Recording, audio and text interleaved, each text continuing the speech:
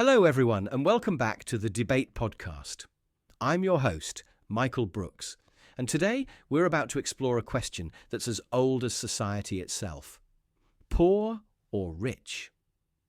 Now, I know wealth and poverty get discussed all the time, but we often reduce them to dollar signs and net worth, when really they're more like identities that shape who we are, our values, and how we interact with the world.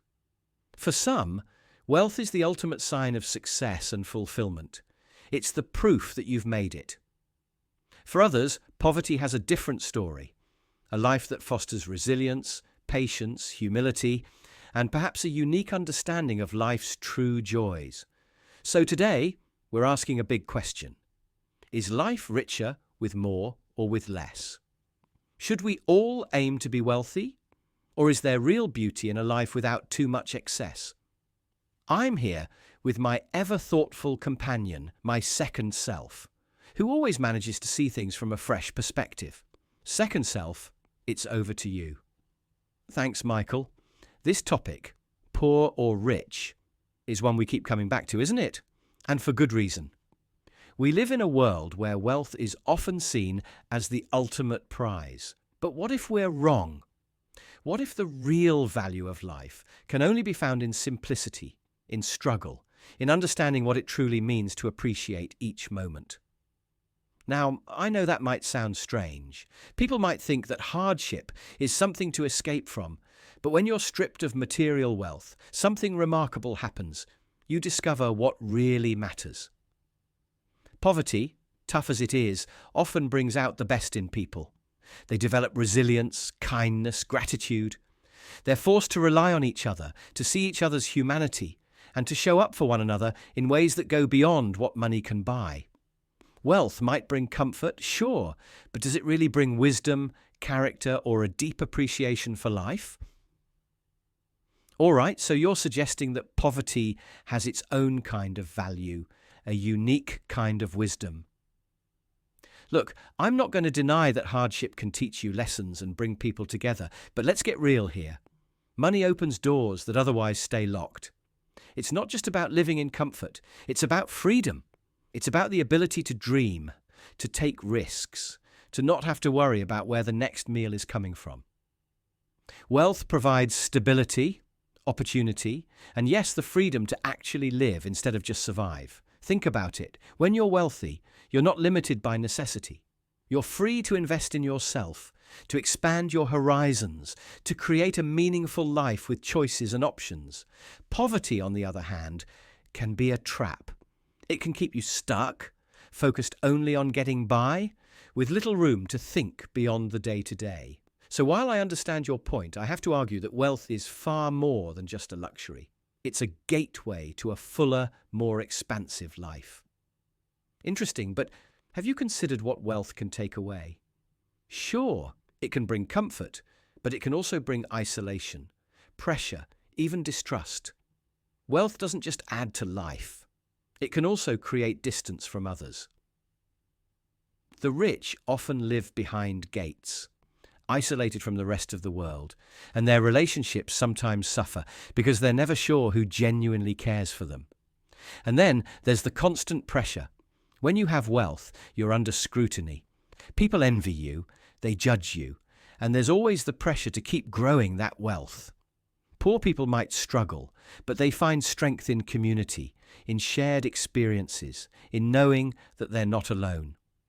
There's a kind of bond that forms when people face adversity together, a bond that's harder to find in a world built on wealth. So, while poverty has its challenges, it also has a way of connecting people, fostering relationships, and building communities in ways that wealth sometimes prevents. I get that. And there's something valuable in the community aspect. But doesn't that point right back to the issue? When you're poor, you're in survival mode, leaning on others just to get by. Shouldn't the goal be to rise above that? Isn't the point of wealth to give you the means to live life on your terms, to break out of the limitations that poverty imposes? Think about the potential that wealth brings to contribute, to make a difference, to be generous without sacrificing your own needs. Wealth gives you the power to employ people, to create opportunities, to bring ideas to life that could never happen if you were just focused on survival. And yes, wealth comes with responsibility, but that responsibility can be a force for good. Instead of just creating comfort for yourself, you can lift up others, support causes, drive change. Wealth in the right hands can be transformative, not just for the individual, but for entire communities. Isn't that worth pursuing? All right, let's talk about happiness, Michael. Because not all wealth brings joy. I mean, sure, money can buy things that make life easier, but it doesn't guarantee happiness.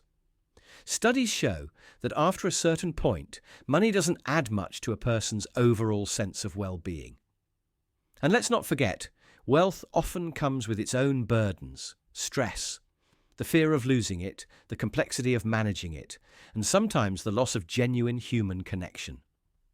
Many wealthy people live with anxieties and challenges that the poor don't face. There's a simplicity in a life where your value isn't tied to your bank account. People with less can often find happiness in relationships, in community and purpose, in the small things that wealth sometimes makes people overlook. Is life about accumulating more and more, or is it about appreciating what's already there? That's true, but I would argue that financial security is what allows you to find that appreciation in the first place. Having wealth doesn't mean you can't value simplicity. It just means you have the freedom to choose it. Money, at its core, is a tool. It gives you the option to focus on what matters without the distraction of constant financial worry. Poverty limits people's choices. It forces them into tough situations, where they sometimes have to compromise their values just to get by. Wealth allows people to live with integrity, to make choices that align with who they really are rather than who they have to be to survive. And let's not forget, money doesn't inherently change people. It amplifies who they are. So if you're a generous person, wealth lets you give more. If you're compassionate, it lets you make a bigger impact. Isn't that what we should aim for? Maybe, but there's an ethical side to this too. Society expects the wealthy to contribute, to give back, to use their resources responsibly.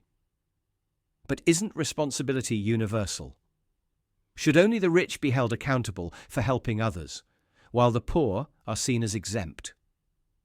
Or does everyone, regardless of wealth, have an obligation to make the world a little better? Wealth shouldn't change that, but we've created a society that often demands more from those who have more. Perhaps we should look at responsibility as something we all share, instead of placing it solely on those with financial means. That's a great point. And honestly, wealth isn't just about having money in the bank. It's a mindset of abundance, a state of being where you see possibilities instead of limitations. For those who achieve financial success, wealth becomes a platform to break out of generational cycles, to inspire others, to live without fear of scarcity. Imagine a world where people saw wealth as a way to expand their horizons and make a positive impact. Isn't that something we should encourage rather than romanticizing struggle and scarcity?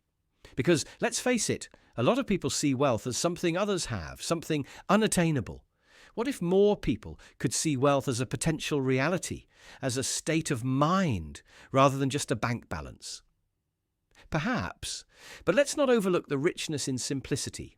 There's something deeply satisfying about living with less, about finding joy in what money can't buy. When every experience isn't commodified, when moments are savoured for their own sake, there's a depth that wealth sometimes misses.